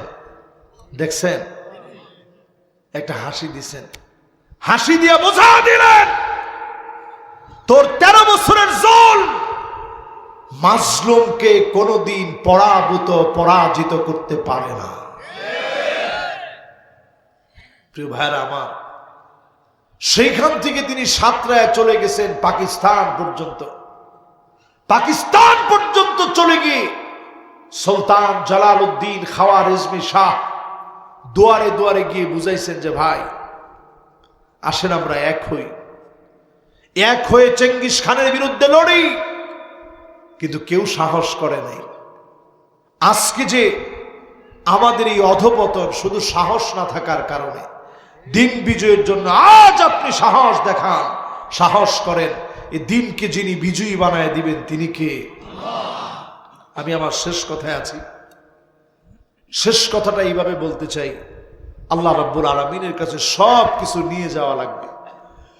দুনিয়া খুব ক্ষণিকের সময়ের এই দুনিয়া, কাআন্নাহুম ইয়াওমা ইয়ারাউনাহা লাম ইয়ালবাথু ইল্লা আশিয়াতান আও দুহাহা। সকাল সন্ধ্যার ভিতরে ফুরায় যাবে এই দুনিয়া। 60-70 বছর মাঝ মস্তি করার সময়গুলো মুহূর্তের ভিতরে ফুরায় যাবে। যার সামনে দাঁড়ায়া পাই টু পাই হিসাব দেওয়া লাগবে তিনি কে? কোনো হিসাব বাদ নাই। যেদিন আপনার সামনে কিতাবটা খুলে ধরবে, আপনি সেদিন বলবেন, মা লিহাদাল কিতাব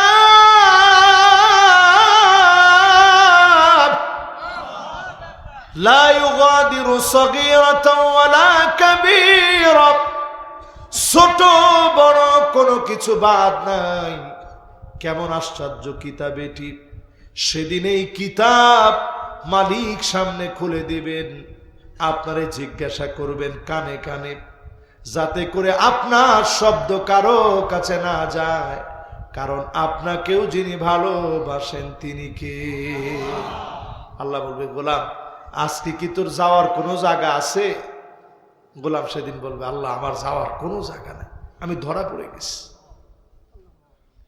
এই ধরা খেতে যদি না চান, এই জমিন যার তার দিকে আসতে হবে। শেষ 8টি কথা আপনাদেরকে নসিহত হিসাবে আগামী 5 মিনিটে আমি বলবো। কয়টি কথা? ওয়া নাহকুম বাইনাহুম বিমা আনজালাল্লাহ। কোরআন বলছে বিচার করা লাগবে কোরআন দিয়ে। 54 বছরে বাংলাদেশে যত বিচার হয়েছে সব বিচার হয়েছে কোরআন দিয়ে। হ্যাঁ, কি বলেন? মুসলমানদের মধ্যে বিচার হয় কি দিয়ে? কোরআন দিয়ে হয় না। এরপরে 2 নম্বরে আল্লাহ বলেন, ওয়ালা তাত্তাবিউ আহওয়াহুম। মন গড়া কোনো বিচার চলবে না। আমার দেশে তাকায় দেখবেন, বিচারপতি মানিক্কাদের মতো লোকদের কারণে সারাটা জীবন ধরে চলেছে মন গড়া বিচার। কি ঠিক? এরপরে 3 নাম্বারটা দেখেন, এগুলো কিন্তু কোরআনের কথা, এগুলো আমার কথা না। মিয়া যারা অনুবাদ বুঝতেছেন, আমি তেমন তাফসীর করার সুযোগ আজকে পাচ্ছি না। 3 নাম্বার আল্লাহ কি বলেন শুনুন, ওয়াহযারুহুম আন ইফতিনুকা আন বা'দি মা আনজালাল্লাহু ইলাইক। নবী সতর্ক থাকা লাগবে, তারা যেন চক্রান্ত করে কিছু ঢুকায় দিতে না পারে। আজও সতর্ক থাকা লাগবে, ইসকন সহ চক্রান্তকারী প্রত্যেক সংস্থা কেউ যেন কিছু ঢুকায় দিতে না পারে। ঠিকটা হয় না বাজার? এরপরে 4 নম্বরে আল্লাহ রাব্বুল আলামিন বলেন, ফাইন তাওয়াল্লাউ ফাআলাম আন্নামা ইউরিদুল্লাহু আইয়ুসিবাহুম বিবাদি যুনুবিহিম। ও নবী, এর পরেও যদি ঘাড় তেরামি করে ঘাড় ঘুরায় নেয়, এমন ঘাড় তেরা আছে না নাই? ও মাসে তো আসতে কইলেন, দিনের দাওয়াতটা দিলে এরকম খোঁড়া মারে, হ্যাঁ বেটা যা, তুই আইসস মোল্লাগিরি করতে। আল্লাহ কয় এরকম ঘাট তেরামি যারা করে, ফাইন তাওয়াল্লাও, মুখ যারা ফিরায় নেয়, ফা'লাম, জেনে রাখো, আন্নামা ইউরিদুল্লাহু আইয়ুসিবাহুম বিবাদি যুনুবিহিম, বড় বড় অন্যায়ের কারণে না, ছোট একটা অন্যায়ের কারণে আল্লাহ ধরবে, ঘাড়গুলো সব আল্লাহ মটকায় দিবে। অনুবাদ বুঝে আসছে? এরপরে 5 নম্বর আল্লাহ কি বলেন? আল্লাহ জাল্লা জালালুহু বলেন, ওয়া ইন্না কাসীরাম মিনান নাসি লাফাসিকুন,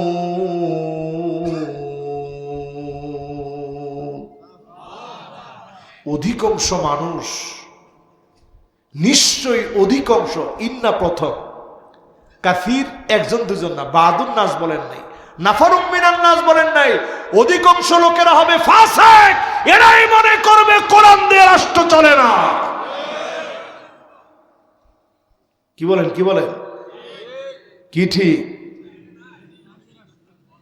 না না না, এরকম মনে করার কোনো সুযোগ নেই বাবা, আমরা সব আমার, আপনারা মিলেই তো আমরা। তো একটু চিন্তা করেন, আল্লাহ বলতেছে একজন দুজন না, নাফারুম মিনান নাস নয়, ফারাদুম মিনান নাস নয়, অধিকাংশ লোক হবে, তারা হবে ফাসিক, যারা প্রকাশ্যে ইসলামের বিরোধিতা করবে। বাংলাদেশে এটা এখন কম না বেশি? নামাজ আল্লাহ করছে ফরজ, আর আপনি কি বানাইছেন একটু দেখেন।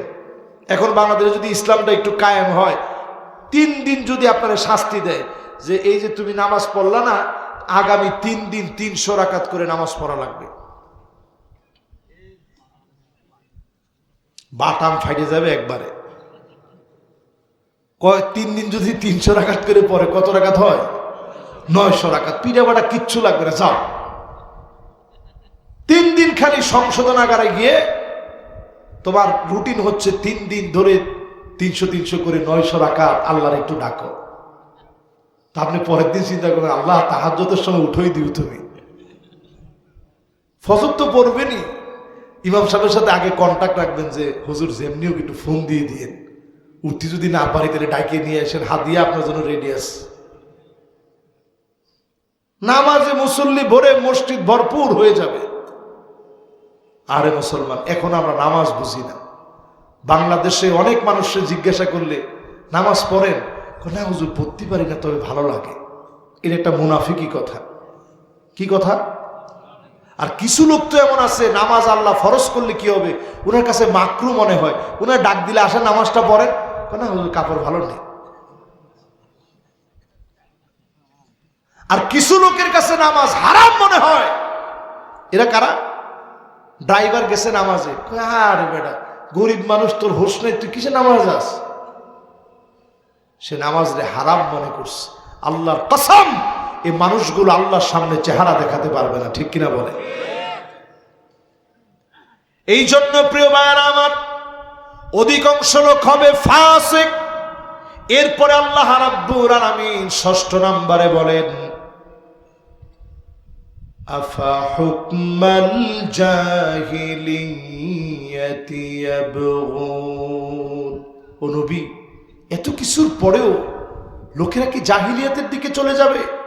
এখনো যারা চায়ের দোকানে বসে বসে বলেন 16 বছর ভালোই ছিলাম, এখন খারাপ আছি, আল্লাহ কয় এগুলো সব হচ্ছে জালেমদের সাহায্যকারী, এরা জাহেল, এরা মুসলমানের শর্ত পূরণ করে না। মুসলমান এক গাতায় 2 বার পাড়া দেয় না। একবার পা পড়তে পারে, 2 বার কিন্তু পা পড়বে না মুসলমানের। এবার 7 নাম্বারটা শুনেন আল্লাহ কি বলেন, রাগ হচ্ছেন মনে মনে মনে। ওমান আহসানু মিনাল্লাহি হুকমা। আল্লাহ পাক বলেন, আল্লাহর হুকুমের চাইতে সুন্দরতম আর কোনো হুকুম হতে পারে না। একমাত্র জীবন বিধান আমার আপনার জন্য যিনি দিয়েছেন, শুধুমাত্র কেবলমাত্র মুসলমানের জীবন বিধানের নাম কি? এবার 8 নাম্বারটা আমার শেষ কথা। 8 নম্বরে আল্লাহ রাব্বুল ইজ্জাতুল জালাল বলেন, লিকাওমি ইউকিনুন।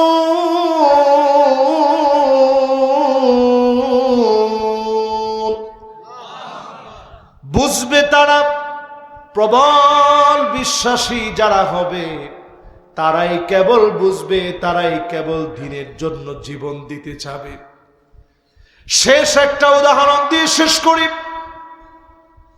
এখন দুইজন লোক উঠতেছে, ভাই শেষ একবারে দেখি, দুইজন খালি বসলেই একবারে একটা বড্ডা করে দোয়া দেয়, মাশাআল্লাহ এই তো কাজ হয়ে গেছে ইনশাআল্লাহ, লিল্লাহি তাকবীর, মাশাআল্লাহ এলাকার লোকজন ভালো, একবারে ভালো মানুষ। শেষ একটা উদাহরণ দিয়ে শেষ করি। সাদ বিন মুআজ রাদিয়াল্লাহু তাআলা আনহু, বলেন সাহাবীর নাম কি? কেমন সাহাবী চিন্তা করেন। আমার ইসলামের বয়স কত? উনি ইসলাম গ্রহণ করছে 30 বছর বয়স, ইন্তেকাল করছেন 6 বছর পরে। তাহলে ঈমান আনার পরে বাঁচছেন কয়দিন? 6টা বছর। আর আমার আপনার ঈমানের বয়স কত হয়ে গেছে, ধার দিতে পারেন নাই। সাদ বিন মুআজ যেদিন ইন্তেকাল করলেন, নবীজি আমার নজর করে দেখে, ওয়াহতাজ্জা লাহু আরশুর রহমান, আল্লাহ পাকের আরশে আজিম কেঁপে উঠেছে, আকাশের দুয়ারগুলা খোলা হয়ে গেছে, অজর দ্বারা রহমত নাজিল হচ্ছে। আল্লাহর নবী এমন ভাবে হাঁটা শুরু করেছেন, সাহাবায়ে কেরামের জুতার ফিতাগুলো ছিঁড়ে যাচ্ছে। ওগো নবীজি, এত তাড়াহুড়া করে কেন যাচ্ছেন? এই জন্য তাড়াহুড়া করে যাচ্ছি, আমার সাদ বিন মুআজ মারা গেছে, আমার মনে হয় ফেরেশতারা এখনই চলে আসবে, গোসল দিয়ে দিবে। তার আগে আমি নবী চাই আমার সাদকে আমার নিজ হাতে গোসল দিয়ে দিব। সাদ বিন মুআজের বাড়িতে নবীজি গেলেন, নিজ হাতে গোসল করায় দিলেন। আল্লাহ পাক 70,000 ফেরেশতা পাঠায় দিলেন জানাজার নামাজের জন্য। নবীজি নিজে জানাজার নামাজ পড়ায় দিলেন, নিজ হাতে আমার রহমাতুল লিল আলামিন নবী কবরের ভিতরে সাদ বিন মুআজকে নামায় দিলেন। কবরের ভিতরে যখন সাদ বিন মুআজকে নামায় দিলেন, হঠাৎ কি মনে করে যেন নবীজির 2টা চোখ ভিজে গেছে, টপ টপ করে চোখের পানিগুলা পড়তেছে। হাত্তা বাল্লাল আর, জমিনের ভিতরে টপ টপ করে নবীর চোখের পানি ঝরে। সাহাবায়ে কেরাম সঙ্গে সঙ্গে বললেন, ওগো নবীজি, এত পরিমাণ আপনি কেন কাঁদেন? আল্লাহর নবী বলে উঠছে, আল্লাহু আকবার। সাহাবীরা বলেন, ওয়া কাব্বারনা মাহু, আপনারা যেমন আল্লাহু আকবার বললেন, সাহাবীরা বলে আমরাও আল্লাহু আকবার বলে উঠলাম। নবীজি এবার বলে উঠলেন সুবহানাল্লাহ, আপনারা বলেন সুবহানাল্লাহ। সাহাবীরা বলেন আমরাও সুবহানাল্লাহ বললাম। নবীজিরে বললাম, নবীজি এত পরিমাণ আপনি কেন কাঁদেন? আল্লাহর নবী বলে, সাহাবীরা শোনো, আমার সাদ এত নেককার ছিল, আল্লাহর আরশে আজিম কেঁপে উঠছে। আমার সাদ এত নেককার ছিল, 70,000 ফেরেশতা নেমে আসছে। আমার সাদ এত নেককার ছিল, আকাশের দুয়ারগুলো আল্লাহ খুলে দিয়েছে, অজর দ্বারা রহমত গুলা নাজিল হয়েছে। এরপরে আল্লাহ কবরের দৃশ্য আমার জন্য খুলে দিলেন। আমি তাকায়া দেখি সাদের কবরের ভিতরে মাটি হালকা করে চাপা দিতে আসছে। আমি নবীর বড় মায়া লেগে গেছে, চোখ থেকে পানি ছেড়ে দিয়ে সাদের কথা মনে করে কেঁদে ফেলেছি। আল্লাহু আকবার বলছি, সুবহানাল্লাহ বলেছি। সাদের কবরটা আবার আল্লাহ বড় বানায়া দিয়েছে। এত নেককার সাহাবী সাদ বিন মুআয, ওনার কবরের ভিতরে যদি এই খবর হয় মুসলমান, আমার সামনে যারা বসা আছেন, মা বোন যারা শুনছেন, সবার জন্য এক ওয়াজ। কবরকে যদি আলোকিত বানাতে চান, বড় বানাতে চান, মাদ্দাল বাসার, দৃষ্টি যত দূর যায় এত দূর পর্যন্ত কবর বড় হয়ে যাবে, জান্নাতের নিয়ামত চলে আসবে। দুনিয়ার জীবনে আল্লাহর খেয়ে আল্লাহর পরে আল্লাহকে চিনার চেষ্টা করেন, জমিনে দিন কায়েমের জন্য কাজ করেন। মানিক বাররাত কাদামাহু ফি সাবিলিল্লাহ হারামাহুল্লাহু আলাইহিন নার। আল্লাহর যত গোলাম মুসলমান হয়ে দিনের পক্ষে কাজ করেন, তাবলীগ করেন, চরমনায় পিসাবের কাছে যান, জামাত ইসলাম করেন, অথবা নিজাম ইসলাম করেন, অথবা খেলাফত আন্দোলন করেন, যাই করেন, মসজিদ মাদ্রাসায় খেদমত করেন, সব কাজগুলা মিলায় ইসলামের জন্য যত কাজ করলেন, এই কাজগুলা যদি আল্লাহর জন্য করে থাকেন, জাহান্নামের আগুন যিনি হারাম বানায় দিবেন তিনি কে? সহিহ হাদিস। আজকে থেকে অন্তত পায়ের মধ্যে কিছু ধুলিবালু লাগায়, দিনের জন্য, দিনের জন্য, ইসলামের জন্য, ধান্দাবাজির জন্য না, পকেট ভারী করার জন্য না, চান্দাবাজির জন্য নয়, শুধু ইসলামের জন্য কিছু সময় দিন। ওই যে পায়ের মধ্যে হাঁটতে গেছেন, ভাই আসেন নামাজটা পড়েন, আসেন ভাই নামাজে আসেন, আসেন ভাই দিন কায়েম করে একটু চেষ্টা করেন, সময় দিন, পারবেন ইনশাআল্লাহ।